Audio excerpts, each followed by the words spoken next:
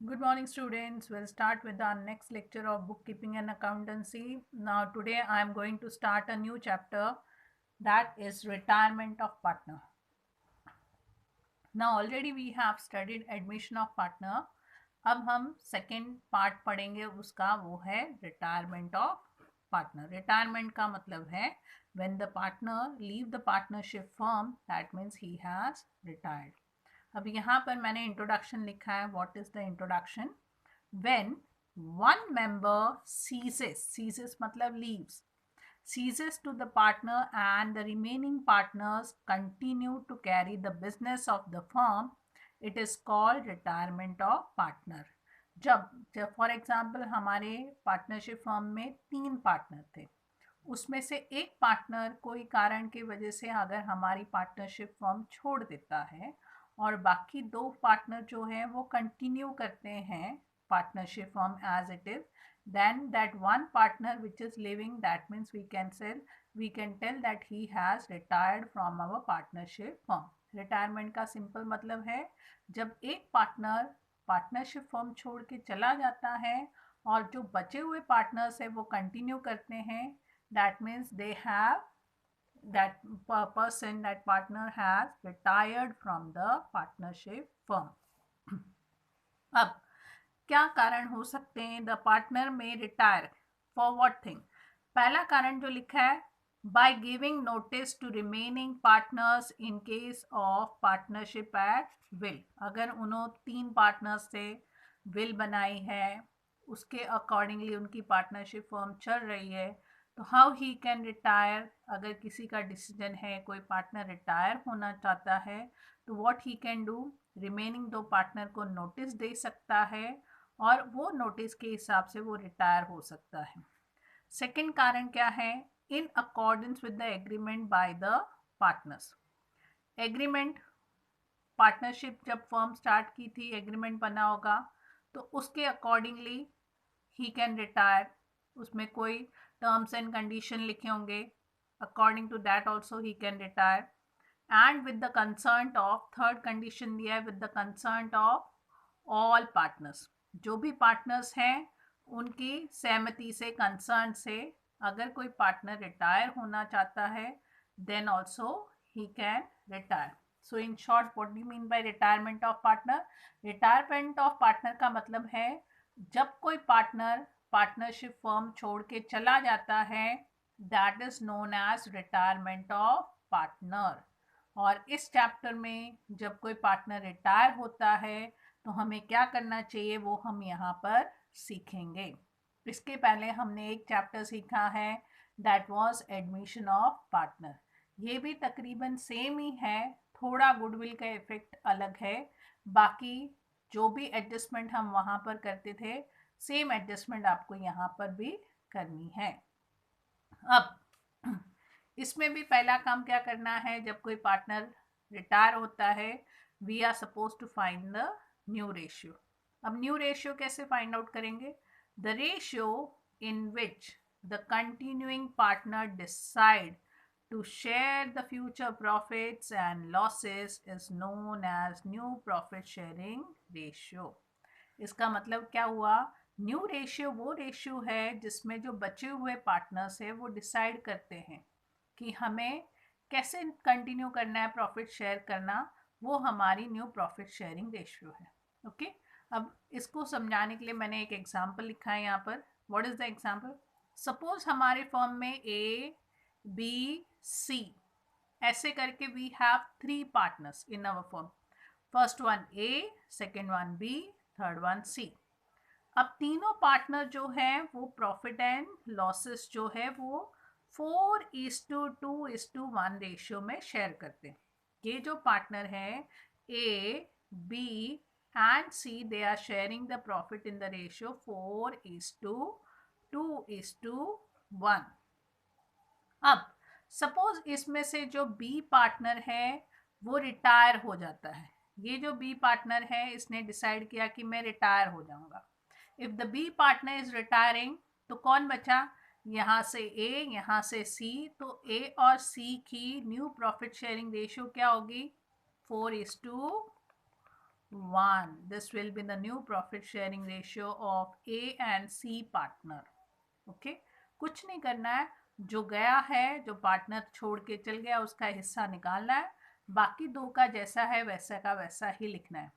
अगर C retire हो जाता तो प्रॉफिट शेयरिंग रेशियो आती 4:2 और you can further right 2:1। Okay अगर सी ए रिटायर हो जाता तो रेशियो आती 2:1। यानी कि profit new profit sharing ratio निकालने के लिए कोई फॉर्मूला नहीं है। क्या है उसका फंडा, क्या है उसके पीछे? The ratio in which the continuing partner decide to share the future profit and losses is known as new profit sharing ratio. जैसे हमने ये एग्जांपल लिया कि 3 पार्टनर्स थे, तीनों की रेशियो थी 4:2:1। अगर बी रिटायर हुआ तो ए और सी की new profit sharing ratio will be 4:1। अगर सी रिटायर होगा तो ए और बी की प्रॉफिट शेयरिंग रेशियो होगी 4:2। अगर ए रिटायर होगा तो बी और सी की प्रॉफिट शेयरिंग रेशियो होगी 2:1। समझ में आया यहाँ तक? Now the next term which I have taken that is gain ratio. अब हमने एडमिशन में सेक्रीफाइस रेशियो पढ़ी थी, वहाँ पर सेक्रीफाइस रेशियो आई क्योंकि जब नया पार्टनर आता है तो पुराने वालों को कुछ ना कुछ उसके लिए अपने शेयर में से सेक्रीफाइस करना पड़ता है, त्यागना पड़ता है। यहाँ पर 3 पार्टनर्स थे, एक रिटायर हो रहा है, एक फर्म छोड़ के जा रहा है, तो जो बचे हुए हैं उनका नेचुरली जो प्रॉफिट है वो बढ़ जाएगा। तो therefore here we have gain ratio. What is the meaning of gain ratio?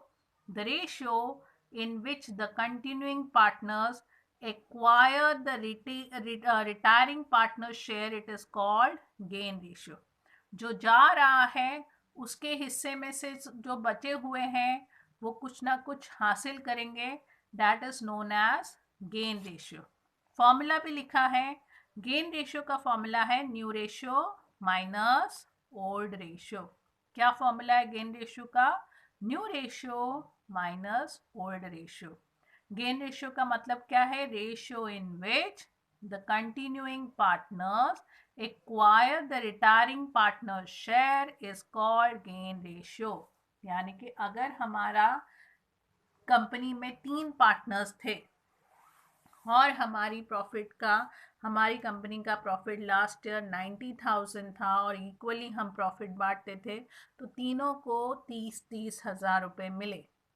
Next year हमारी कंपनी का प्रॉफिट 1 लाख हो गया, या आप सोचो 90,000 हो गया फिर से, और अगर फिर से हम इसको 3 हिस्सों में बांटते तो हमें 30-30 हज़ार ही मिलते।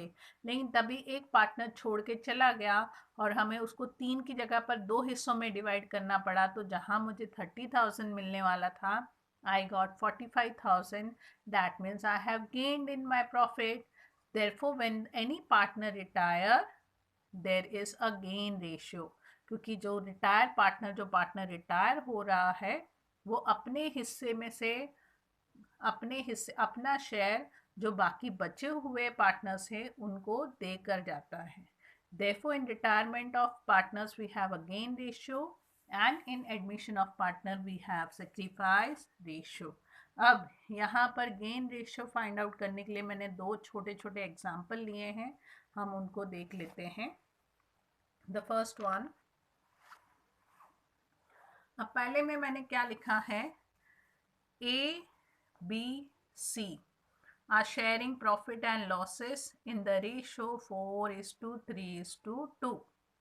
ये तीनों की प्रॉफिट शेयरिंग रेशियो है, old profit sharing ratio. B retires and A and C shares the future profit equally. Calculate the gain ratio. अब गेन रेशियो का फॉर्मूला क्या है? गेन रेशियो का फॉर्मूला है, पहले हम फॉर्मूला लिखेंगे,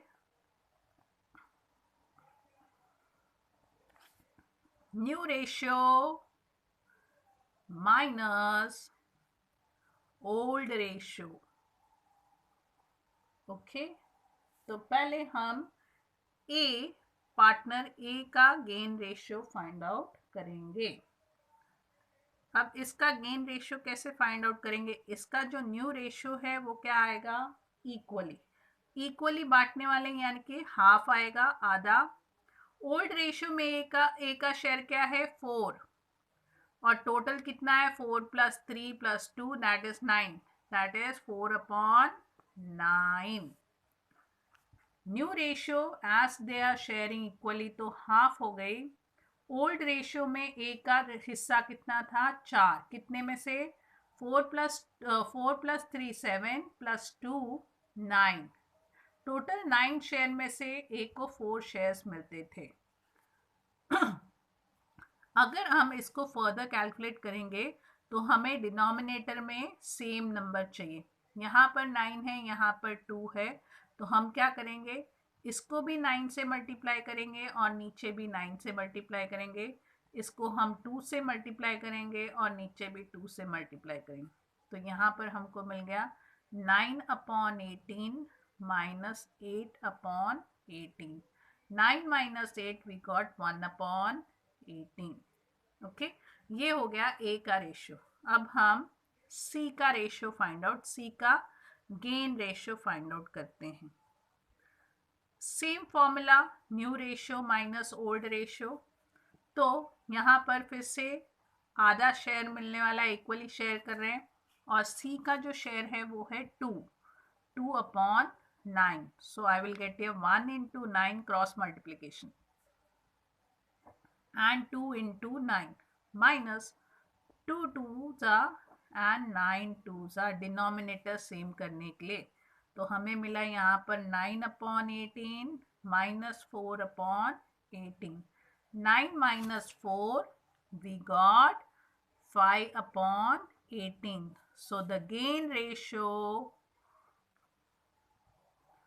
of A and C is 1:5. ये है हमारा गेन रेशियो.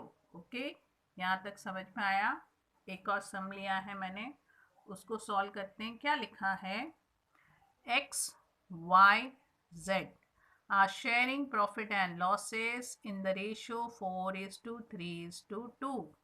Z रिटायर हो गया, यानी कि ये वाला जो है ये रिटायर हो गया.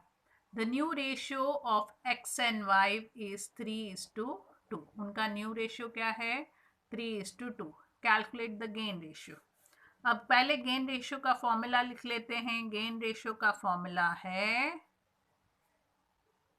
New ratio minus old ratio. अब पहले x का फाइंड आउट करते हैं. x का गेन रेशियो क्या है. अब x का न्यू रेशियो क्या है 3:2, यानी कि 3/5. 3 + 2 5 है. और ओल्ड रेशियो x का था 4. 4 + 3 7 + 2 9. अब यहाँ पर नीचे 5 है, यहाँ 9 है. इक्वलाइज करने के लिए हमको यहाँ 9 से मल्टीप्लाई करना पड़ेगा, यहाँ 5 से मल्टीप्लाई करना पड़ेगा. 3 × 9 5 × 9 minus 4 × 5 9 × 5. So you will get here 3 9s are 27 and here 45, and 4 5s are 20 and here also 45. So 27 minus 20 you will get 7/45. ये हो गया x का गेन रेशियो. अब हमें y का रेशियो फाइंड आउट करना है. y का गेन रेशियो फाइंड आउट करने के लिए पहले उसकी न्यू रेशियो लिखते हैं, वो है 2/5, और ओल्ड रेशियो y की है 3/9. Then we go 2 × 9 5 × 9 in order to equalize the denominator, and 9 × 5. We got here 18/45 minus 15/45. I got 3/45. So my gain ratio is of x and y. Gain ratio of Mr. X and Y is 7:3. Okay, अब इस chapter में भी हमें क्या क्या prepare करना है, what we are suppose to prepare. पहला, यहाँ ना जगह होकर यहाँ मेरे पास जगह है, मैं यहाँ लिखती हूँ. First, you can call it revaluation account, or the other name is profit and loss adjustment account. ये सबसे पहले हमको प्रिपेयर करना है, जैसे हम एडमिशन ऑफ पार्टनर में प्रिपेयर करते थे. Second, partners capital account, and the third one balance sheet. ये तीन चीजें हमें प्रिपेयर करनी है. ओके, फर्स्ट रीवैल्यूएशन और profit and loss adjustment account, second partners capital account, third balance sheet. अब रीवैल्यूएशन अकाउंट मैंने तभी भी आपको सिखाया था which type of account it is a nominal account. तो आपको सारे नॉमिनल अकाउंट के रूल फाइंड आउट करने हैं. इसका मतलब है expenses and losses has to be debited, income and gains has to be credited. ये हमें ध्यान में रखना है. जो भी उतने ही अकाउंट बनाने, एडमिशन में भी हमने यही बनाए थे, रिवैल्यूएशन या सेकेंड नेम है उसका profit and loss adjustment account, partners capital account and a new balance sheet of the firm. सब सेम टू सेम है, सिर्फ गुडविल का इफेक्ट थोड़ा अलग है और थोड़े एडजस्टमेंट अलग है, बाकी सब सेम टू सेम है. अगर आपको एडमिशन समझ में आया होगा तो ये भी आपको फटाफट समझ में आएगा, टेंशन लेने की ज़रूरत नहीं है. This is also very easy, same like our admission of partner. जैसे एडमिशन बहुत ईजी है, ये भी काफ़ी ईजी है. Okay, so go through the lecture. In this lecture I have taken only theory. Go through it, view it. In the next lecture we'll solve sum. Thank you. Have a nice day.